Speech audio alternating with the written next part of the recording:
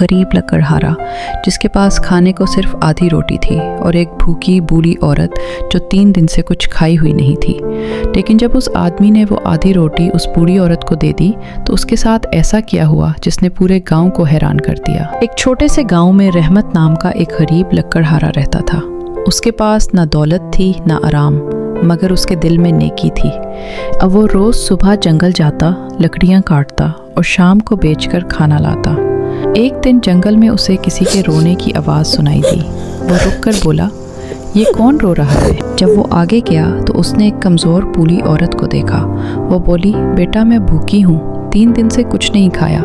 رحمت کے پاس بھی زیادہ کھانا نہیں تھا، لیکن اس نے اپنی آدھی روٹی نکال کر اس بوڑھی عورت کو دے دی اور بولا، اماں میرے پاس بھی زیادہ کچھ نہیں، صرف آدھی روٹی ہے، یہ لو، یہ تم کھا لو۔ اس بوڑھی عورت کی آنکھوں میں آنسو آ گئے۔ وہ بولی، بیٹا اللہ تمہیں بہت دے گا۔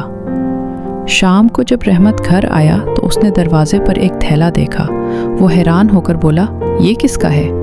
جب رحمت نے تھیلا کھولا تو وہ حیران رہ گیا۔ اس میں روٹیاں، کمبل اور سونے کے سکے تھے۔ اچانک اسے پیچھے روشنی محسوس ہوئی۔ وہی بوڑھی عورت وہاں کھڑی تھی، مگر اب وہ عام نہیں تھی۔ اس کے کپڑے چمک رہے تھے اور ہاتھ میں نورانی عصا تھا۔ وہ بولی، بیٹا میں تمہاری آزمائش تھی، تم نے بغیر لالچ کے نیکی کی، اور نیکی کبھی ضائع نہیں جاتی۔ رحمت حیران رہ گیا۔ اگلے دن پورا گاؤں اس کی خوشی دیکھ کر حیران تھا۔ رحمت نے مسکرا کر کہا، جو دوسروں کی مدد کرتا ہے اللہ اس کے راستے آسان کر دیتا ہے۔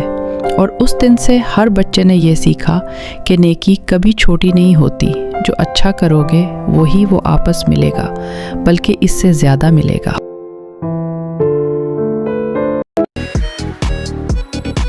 Thanks for watching and subscribe my channel.